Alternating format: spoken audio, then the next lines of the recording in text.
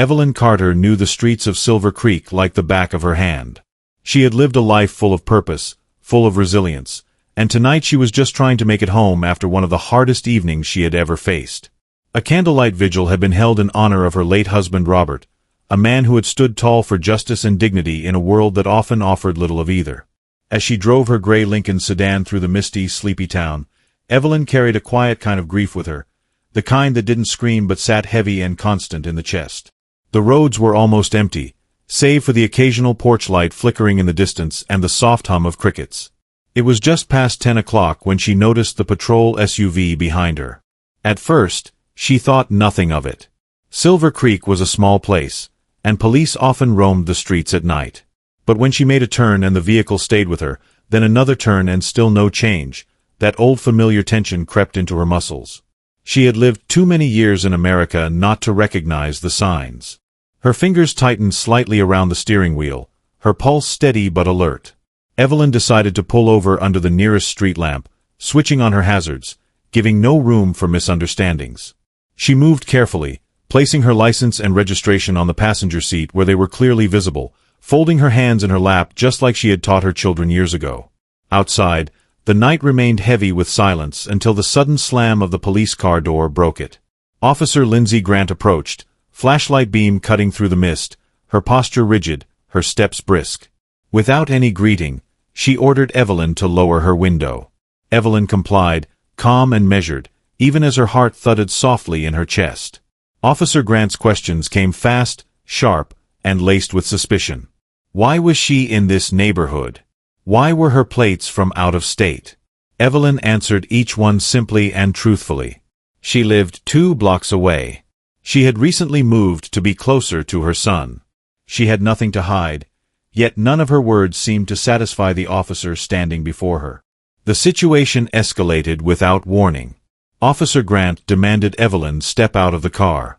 When Evelyn, bewildered but composed, asked for a reason, the officer's tone grew harsher, her hand drifting near her weapon. With no raised voice, no sudden movements, Evelyn eased out of the car into the cool night air. She kept her hands visible, her movements deliberate, knowing that fear could be twisted into false narratives too easily. Across the street, behind a worn porch railing, Frank Wilson watched the scene unfold. Something in the pit of his stomach told him this wasn't right. A retired firefighter, Frank had seen enough in his time to recognize danger even when it was wrapped in a uniform. Quietly, he lifted his phone and hit record, knowing that sometimes the only defense left was proof. Evelyn stood there under the harsh glare of the street lamp while Officer Grant circled her car with a growing impatience, tossing out accusations of swerving, suggesting she might have weapons or drugs hidden away. It was clear to Evelyn that this wasn't about traffic safety. It was about something much older, something rooted deep in suspicion and bias. Still, she didn't argue. She didn't plead. She simply stood tall, radiating the dignity her husband would have been proud of. When backup was called for no justifiable reason, Evelyn felt the weight of injustice settle a little heavier on her shoulders, but she refused to let it bow her.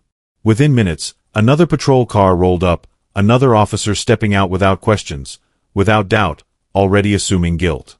Evelyn's heart hurt, not just for herself, but for every young face she had once taught to believe that doing everything right would keep you safe. Tonight, that old lesson crumbled a little more.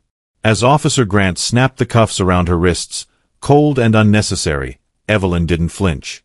She knew exactly what was happening. She knew that no matter how quiet or compliant she was, her presence alone had been seen as enough of a threat. And as they led her away under flashing red and blue lights, she also knew something else. This wasn't over. Not by a long shot. Frank Wilson wasn't the kind of man to jump to conclusions. He had spent over 30 years running into burning buildings, pulling strangers out of danger, and trusting his gut when it mattered most. On that misty night in Silver Creek, as he sat on his front porch sipping lukewarm tea, it was that same gut feeling that made him pause when he saw the flashing lights creep down Sycamore Lane. He wasn't a busybody by nature, but something about the way that police SUV parked behind the gray Lincoln caught his eye. Something about the way the officer moved, fast and hard, without a hint of caution or basic courtesy, set off an alarm deep inside him. Frank leaned forward slightly, narrowing his eyes as he watched the scene unfold under the dull glow of the street lamp. He saw a woman, older, dignified in the way she carried herself, stepping carefully out of her car. Even from a distance, Frank could see her hands raised slightly, non-threatening, deliberate, just like every parent he knew had taught their kids to do when confronted by authority. She wasn't shouting, wasn't arguing, wasn't causing any trouble at all. She was simply standing there, answering questions, moving slowly and respectfully. But the officer's posture told a different story, one of suspicion where none was warranted, one of looking for trouble where there was none. Frank knew the difference. He had seen it too many times in too many uniforms not to. Without even really thinking about it, Frank reached for his phone. He opened the camera app and pressed record. He held the phone steady, the way he might have aimed a hose at a fire years ago. Focused, firm, knowing this wasn't something he could walk away from. The red light blinked in the corner of the screen as he captured every moment. Evelyn Carter standing calmly. Officer Lindsay Grant moving aggressively around her. The unnecessary calls for backup. It all played out like a scene he wished he didn't recognize but did all too well. Frank wasn't sure what he would do with the footage yet. Maybe nothing, maybe everything. But he knew this. If something went wrong, if the story later became twisted or buried under official reports, someone would need to know the truth. Someone would need proof that Evelyn hadn't been hostile, hadn't resisted, hadn't done anything but exist in the wrong place at the wrong time under the wrong set of eyes. That thought alone tightened his jaw as he kept filming, heart heavy in his chest. When the second squad car arrived, Frank's stomach turned. 2 officers now. More flashing lights. More sharp voices cutting through the quiet night. He could feel the shift in energy from his porch, the way it stopped being about law and order and started feeling like something else entirely, something colder and meaner. Evelyn was handcuffed, not because she posed a threat, but because someone needed to show who was in control. Frank gripped his phone tighter, feeling the weight of it like a burden and a responsibility all at once. Inside his house, the old clock ticked loudly against the quiet as the night dragged on. Frank's wife had passed years earlier, and their kids were long grown, but tonight he felt a deep connection to every father, every mother, every grandparent who had ever worried about what would happen when their loved ones encountered flashing lights and hardened stares. It wasn't supposed to be like this. Not in a town where folks still waved at each other across the street and left their doors unlocked on Sunday mornings. But Silver Creek, like so many places, still had cracks beneath its neat surface, and tonight one of those cracks had opened wide. Frank stayed on his porch long after the cruisers pulled away with Evelyn in the back seat. He sat there replaying the scene in his mind, the recording still saved on his phone, a file heavier than any piece of equipment he had ever carried out of a fire. He didn't know exactly what would come next, but deep down he understood that what he witnessed wasn't just a moment. It was a warning, a reminder that dignity could still be stripped away in the blink of an eye, and that silence could no longer be an option. As the mist thickened and the town sank deeper into sleep, Frank made a quiet promise to himself. He would not let this night be erased or twisted into something it wasn't.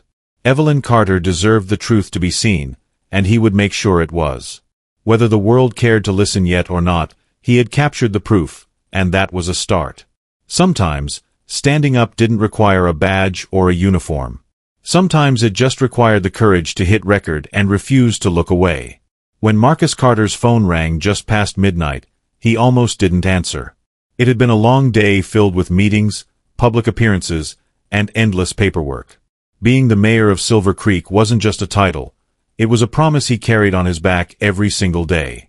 But something about that late-night call tugged at his instincts, the one sharpened not just by politics but by years of watching how quickly things could go wrong for people who looked like him. When he picked up and heard the words "Your mother has been detained," his world stopped cold. Marcus didn't hesitate. He didn't ask for more details. He simply grabbed his coat, ignored the pile of unfinished work on his desk, and headed straight for the Silver Creek police station. As he drove through the sleepy streets, his mind raced. His mother, Evelyn Carter, was the most careful, dignified woman he knew. She crossed her T's and dotted her I's, never giving anyone a reason to question her. If she was sitting in a holding cell tonight, something had gone very, very wrong. When Marcus pushed through the station doors, the energy in the room shifted immediately. Officers looked up from their desks, conversations halted mid-sentence, and the low hum of the radio seemed to fade into nothing. Marcus's presence filled the room not because he was loud, but because he carried authority the old-fashioned way, through respect earned, not demanded. He didn't shout. He didn't threaten. He simply asked where his mother was being held, his voice calm but steely in a way that left no room for games. Chief Warren Brooks came stumbling out of his office a few minutes later, tie loosened, face pale. He had only just gotten off a separate call that had turned his evening upside down. The call from the mayor himself, furious and demanding answers. And now here Marcus Carter stood, larger than life, his eyes not filled with anger but with something far more dangerous. Cold, calculated disappointment. It didn't take long for the truth to unravel. Evelyn had been detained by Officer Lindsey Grant during what should have been a simple drive home. No outstanding warrants, no valid reason for escalation, no logical cause for cuffs around her wrists. Just suspicion. Just assumption. Just a badge wielded like a hammer over a woman who had done nothing more than exist in her own neighborhood. Marcus demanded his mother's immediate release. Chief Brooks, knowing the political and moral disaster brewing in front of him, ordered the paperwork shredded before it could even be processed. Evelyn was walked out of the holding room with quiet dignity, her son at her side, steady and unyielding. But the damage had already been done. As they left the station, Frank Wilson's video had already started making the rounds. He hadn't waited. He had sent it to a local reporter he trusted, someone who had posted it online without fanfare but with a caption that said enough. Silver Creek, we need to talk. Within an hour, it was everywhere. On local news feeds, on social media, and soon on national platforms where hashtags began to pop up like wildfire. Justice for Evelyn. Dignity for all. No more silence. Marcus sat beside his mother in their living room as the video looped again and again across TV screens. He watched the scene unfold, the bright strobes of the patrol car flashing against Evelyn's composed face, Officer Grant's clipped, aggressive body language, the handcuffs snapping into place. Every second was damning, every frame a piece of undeniable evidence. Marcus felt his hands tighten into fists against his knees. It wasn't just about his mother. It wasn't just about this one night. It was about every silent injustice, every quiet humiliation endured and swallowed down by people who were told to be patient, to be polite, to be invisible. By morning, the story had blown up far beyond Silver Creek's modest town limits. Major news outlets ran headlines about the wrongful detention of the mayor's mother. Civil rights organizations started calling. Community leaders began organizing a rally. The phones at City Hall rang non-stop, some offering support, others demanding accountability. Evelyn Carter's name was now tied to a growing storm that Marcus knew could not be ignored or smoothed over with polite statements and promises of internal reviews. As dawn broke over Silver Creek, Marcus stood at his office window, watching the town he loved begin to wake up to a new reality. His mother sat quietly across from him, sipping tea, her face calm but unshakably firm. The battle ahead would be ugly, uncomfortable, and long overdue. But Marcus Carter knew one thing for certain: they wouldn't be fighting it alone. Officer Daniel Reyes had joined the Silver Creek Police Department for the same reason most good cops did. He believed in service. He believed in protecting people who couldn't always protect themselves. But sitting at his small desk with the flicker of early morning light slipping through the blinds, he realized belief wasn't enough anymore. The night Evelyn Carter had been pulled over, cuffed, and humiliated had shifted something inside him, something he couldn't shove down with duty or loyalty to the badge. It wasn't just a bad call or a misunderstanding. It was a glimpse at a deeper, uglier truth he could no longer pretend not to see. He replayed Frank Wilson's video on his computer screen, each frame hammering the reality home. Evelyn hadn't been hostile. She hadn't resisted. She had stood there, steady and composed, while the officers around her manufactured reasons to see her as a threat. It was wrong. All of it. And if it could happen to her, a woman who had lived a life of respect and service, who had raised a son now leading the town, then it could happen to anyone who didn't fit a narrow idea of who belonged. Daniel leaned back in his chair, rubbing a hand over his face, weighing what he knew he had to do. Opening an internal investigation wasn't a career move. It was a risk, a big one. But doing nothing was worse. So he started digging. Quietly at first. Pulling traffic stop reports, reviewing body cam footage, combing through records that most of the department would rather stay buried. What he found made his stomach sink. It wasn't just Evelyn. There were patterns. Unnecessary stops. Aggressive language. Escalations over minor infractions that somehow always seemed to involve drivers who were black, Latino, or looked like they didn't belong in certain neighborhoods. Officer Lindsey Grant's name popped up again and again. Reports filed late or with suspiciously vague language. Citations that didn't hold up in court. Formal complaints that had been quietly dismissed or disappeared without follow-up. Daniel read through one incident where a young Latino man had been pulled over 3 times in 6 months, each time by Officer Grant, each time ending with a warning but no actual violation. Another file showed an older black man who was threatened with arrest after asking too many questions about why he was being stopped. It painted a picture too clear to ignore. This wasn't isolated. This wasn't about one bad night. It was a pattern, woven into the fabric of how certain people were treated by those who wore the uniform and swore to serve them.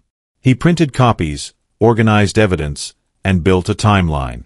Each report felt heavier than the last, but Daniel kept going because the truth mattered, even when it was ugly, even when it pointed back at people you worked beside every day. He met quietly with Sergeant Dana Reese from Internal Affairs, sliding the file across the desk without saying much. She didn't need an explanation. One look at the documentation and her face tightened. She knew what they were looking at.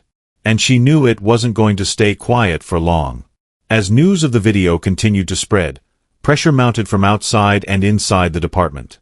Officers whispered in hallways, trying to guess how deep the fallout would go. Some wanted to defend Grant, chalk it up to a bad judgment call. Others stayed silent, afraid of what supporting accountability might cost them. But Daniel had made his choice. He wasn't interested in saving reputations. He was interested in saving the department's soul, if it even had one left. Word eventually reached Chief Warren Brooks, who summoned Daniel into his office late one afternoon.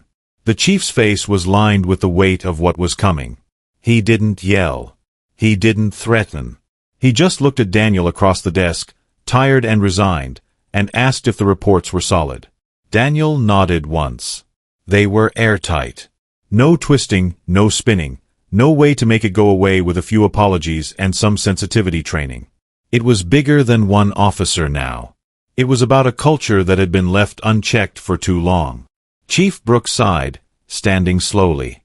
He told Daniel to prepare for a formal review, one that would involve not just internal affairs but external auditors, civilian oversight, and maybe even the Department of Justice if things got worse. Daniel left the office with a strange sense of calm. Fear and loyalty had no place anymore. Only truth. And when he stepped outside into the cool evening air, he realized that the ground in Silver Creek was already shifting beneath their feet. It wasn't a question of whether change was coming. It was a question of how many would stand tall when it arrived.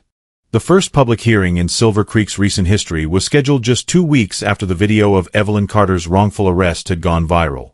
The old town hall, usually reserved for small council meetings and holiday announcements, couldn't hold the crowd that showed up that night. People spilled into the streets, onto sidewalks, packing themselves shoulder to shoulder in the cool evening air. They weren't just there to watch. They were there because they knew something had broken, something they couldn't ignore anymore, and this was their moment to demand better. Inside the hall, the atmosphere was thick with quiet tension. A panel of 5 city officials sat at the front, their faces stiff and unreadable. Behind them stood 2 representatives from the state, sent down to observe, and tucked into one corner sat a federal civil rights attorney, silent but very much watching. The air buzzed with the weight of what was about to unfold. Evelyn Carter sat in the front row, straight-backed and composed, wearing the same navy blue coat she had worn the night she was pulled from her car. She wasn't here to reclaim her dignity. She had never lost it. She was here to hold a mirror up to a town that had too long looked away. The first to testify was Officer Daniel Reyes. Dressed in his formal blues, he walked slowly to the microphone. He didn't look back at his fellow officers. He didn't need to. His voice was steady as he laid out the timeline he had uncovered, the ignored complaints, the troubling patterns, the sealed files that should have been opened years ago. He didn't point fingers or make speeches. He just told the truth, plain and simple. And as he spoke, you could feel the air in the room change. Denial wasn't an option anymore. The facts were too clear, the damage too deep. After Daniel came the voices of the community. Ana Ramirez stepped forward, hands trembling slightly as she gripped the podium. She spoke about being pulled over in front of her children, accused of stealing her own car, humiliated in front of the two little faces that trusted her to keep them safe. Her voice cracked once, but she kept going, each word carving its place in the room like stone. Then Earl Watkins spoke, a proud man who had lived in Silver Creek for more than 40 years without a single mark against his name. He talked about the night he was pulled over for failing to signal, how the officer treated him like a suspect, not a neighbor. He ended simply, saying he had done everything right and still wasn't seen as belonging. That truth hit hard. Finally, Frank Wilson stood up. The old firefighter, whose video had pulled the curtain back on it all, approached the microphone with slow, deliberate steps. He spoke without polish or political spin. He talked about what it meant to live your whole life believing in fairness, only to realize it could all be shattered in an instant. He held up his phone, showed the crowd the now famous recording, and said he hit record because he knew that if he didn't, no one would believe her. That silence was the enemy, and that night, he had refused to be silent. The panel listened. Cameras flashed. Reporters scribbled down every word. And when the testimonies ended, the room sat in a heavy, pulsing silence that said more than any headline ever could. The committee chair, a tall woman from the state attorney general's office, leaned into her microphone and, without pretense or delay, announced what the town had been waiting to hear. Officer Lindsey Grant would be formally terminated and referred for criminal investigation related to civil rights violations. An independent audit of the Silver Creek Police Department would begin immediately, pulling back the curtain on 10 years of buried complaints and misconduct. And perhaps most importantly, a civilian oversight board made up of local residents would now oversee all complaints moving forward, ensuring that power no longer went unchecked behind closed doors. Outside, when the announcement hit the crowd, the reaction wasn't wild celebration. It was something quieter, heavier. A murmur of relief. A nod of acknowledgement. A soft beginning of a town finally waking up to its responsibility. The work ahead would be messy and slow. No vote or policy could erase the years of mistrust overnight. But standing there under the stars, neighbors and strangers alike knew they had done something important. They had listened. They had stood together. And for the first time in a long time, Silver Creek wasn't just talking about change. It was beginning to live it. The weeks after the hearings felt like a second kind of mourning for Evelyn Carter. Not for her husband, not for herself, but for the belief that doing everything right had ever been enough. She had spent her whole life trusting that dignity, hard work, and kindness could shield her from the worst of the world's assumptions. But Silver Creek had shown her otherwise, and she knew now that healing would take more than apologies and promises. It needed action. It needed something permanent. Something that would not fade once the cameras stopped rolling and the news cycle moved on. So Evelyn started to build. She began with a vision, nothing fancy, just a simple dream sketched out on a piece of notebook paper at her kitchen table. A place where people could go when they needed help, real help. A place where no one was treated like a suspect just because of where they came from or the color of their skin. She didn't want another government office full of red tape. She wanted a home, a refuge, a center for justice that lived right in the heart of Silver Creek. She called it the Carter Center for Community Justice, not for herself but for the legacy of her family, for her late husband who had spent his life fighting for fairness, and for the future that still deserved a chance. Evelyn reached out to neighbors, church leaders, retired teachers, even a few local business owners who had quietly supported her through the storm. Slowly, piece by piece, the foundation came together. They secured a long-abandoned library building, its windows dusty, its paint peeling, but its bones strong and full of promise.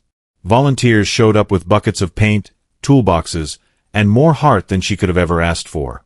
Some were old friends, others were strangers who had seen her story and wanted to be part of something bigger than themselves.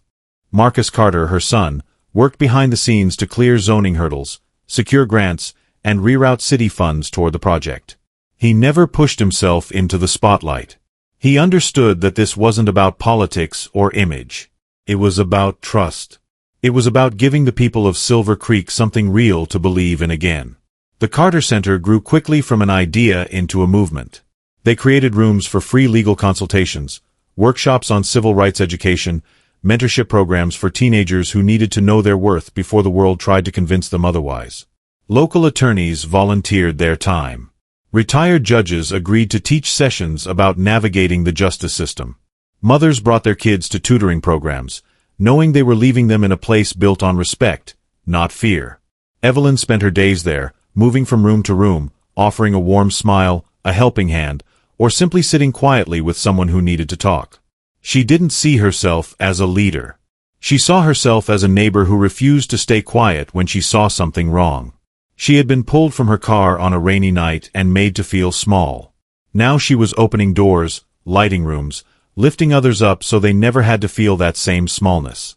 The ribbon-cutting ceremony was simple. No fanfare, no speeches full of big promises. Just a few folding chairs, a crooked banner, and a crowd full of people who understood the power of what had been built. Evelyn stood before them in her best Sunday coat, her son at her side, her hands steady. When she spoke, she didn't talk about injustice. She talked about hope. About how the work of repairing trust and dignity didn't belong to officials or lawyers or politicians. It belonged to everyone. The Carter Center wasn't meant to fix everything. Evelyn knew that. But it was meant to be a start. A place where no one was invisible. A place that stood as a quiet, stubborn reminder that change wasn't just possible, it was already happening. And this time, it was happening because ordinary people refused to look away, refused to stand down, refused to accept that things had to stay broken. As the sun set over Silver Creek that evening, casting a soft golden light over the freshly painted brick and bright new windows, Evelyn sat on a bench outside the Carter Center and watched families come and go. She wrapped her scarf a little tighter around her shoulders, smiled to herself, and felt a peace she hadn't known in a long time. Not because everything was fixed, but because for the first time, something real, something lasting had begun. The Carter Center had barely opened its doors before the real work of accountability started to ripple through Silver Creek. It didn't happen all at once. It didn't come with fanfare or neat resolutions. It showed up in harder ways, in uncomfortable conversations, in painful reckonings, and in long overdue steps that would test the town's spirit far more than a single night ever could. The first big step came when the state formally pressed charges against Officer Lindsey Grant. Civil rights violations. Abuse of authority. Unlawful detention. The headlines were loud, but inside the town, the emotions were complicated. Some people defended her, insisting she had been doing her job. Others, including many inside the police department, knew deep down that what had been allowed to happen for too long had finally come to light. Lindsey Grant sat in a courtroom that seemed too small for the weight of what was happening. She looked different now, thinner, paler, her once confident posture now stiff and unsure. As the charges were read, she kept her gaze low, barely glancing at the faces watching her. Among those faces sat Evelyn Carter, calm and composed as ever, not there for revenge but for something much harder, the hope that facing consequences might spark a real change. Grant eventually accepted a plea deal. No prison time, but 5 years of probation, mandatory bias training, and community service. Specifically, working with organizations that supported victims of civil rights abuses. One of those places was the Carter Center itself. The idea of Lindsey Grant walking through the doors of the very center born from her own actions stirred up more than a few heated opinions around town. Some said it was justice. Others said it was humiliation. Evelyn thought about it differently. She believed that change didn't happen by pushing people out. It happened by pulling them into the hard work they once tried to ignore. When Lindsey showed up for her first day of community service, she didn't wear a uniform.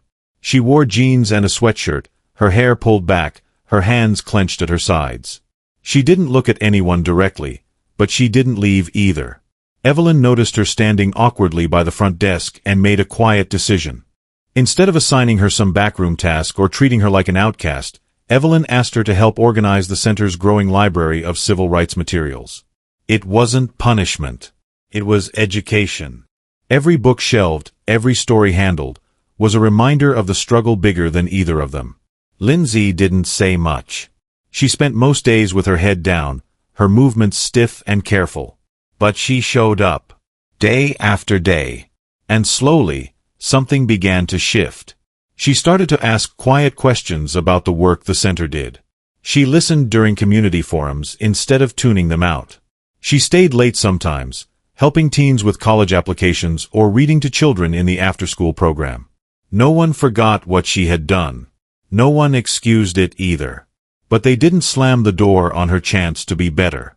And that, Evelyn believed, was what real justice looked like, not erasing the past, but refusing to let it be the end of someone's story.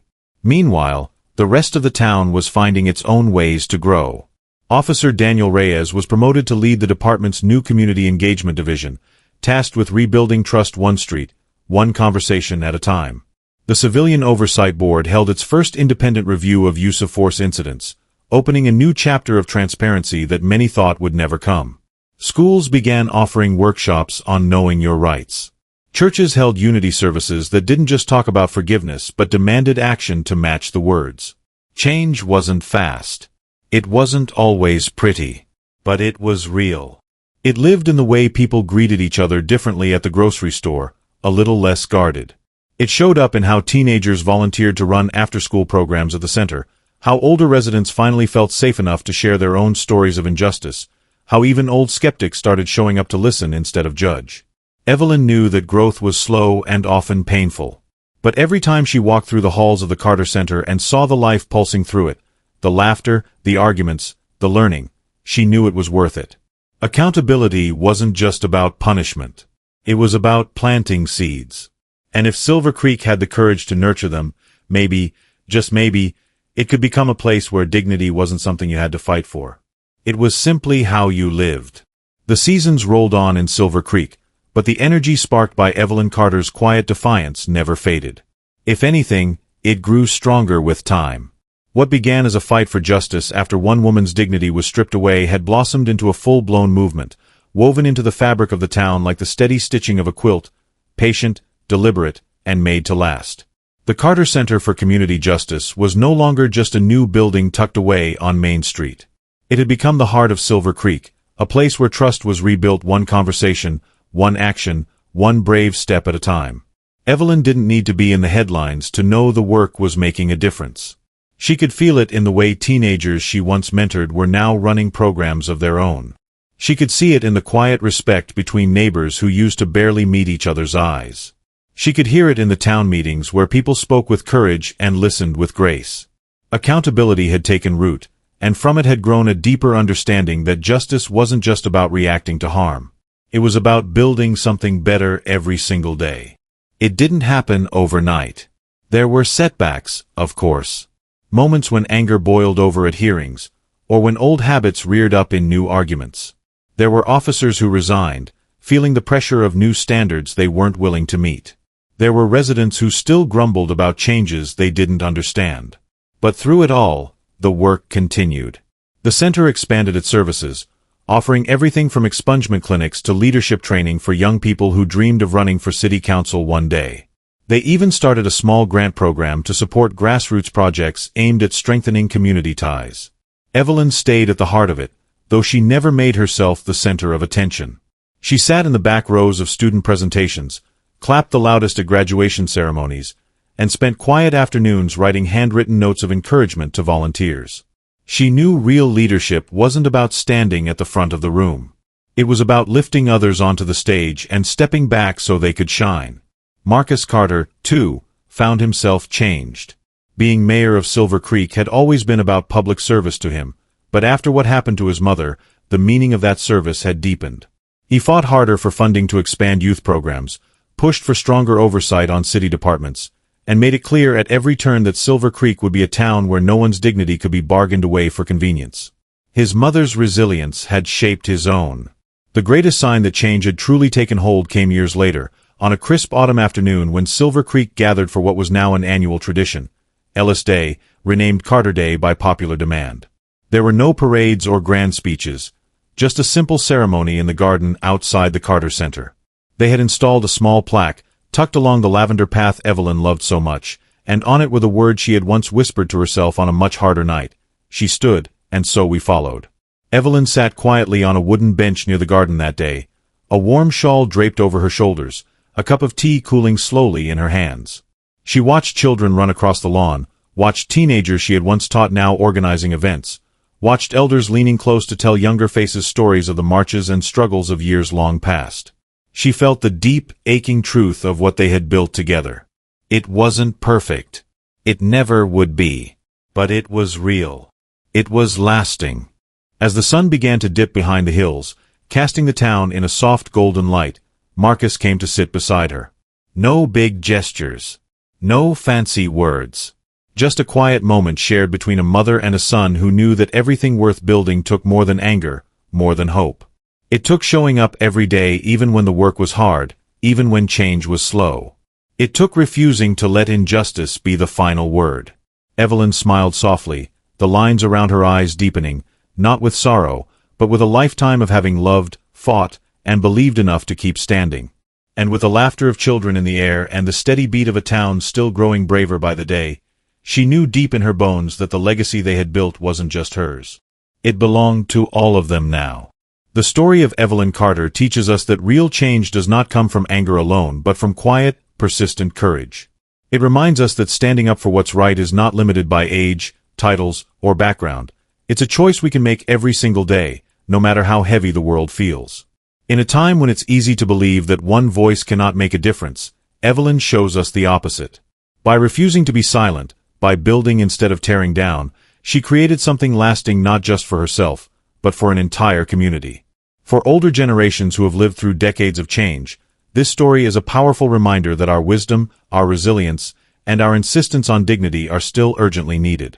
Speaking up, mentoring the next generation, and simply showing up with grace and strength can shape a better future more than we realize.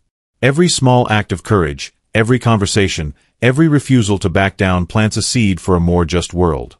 We are never too old to start, and the impact of our choices often stretches far beyond what we can see.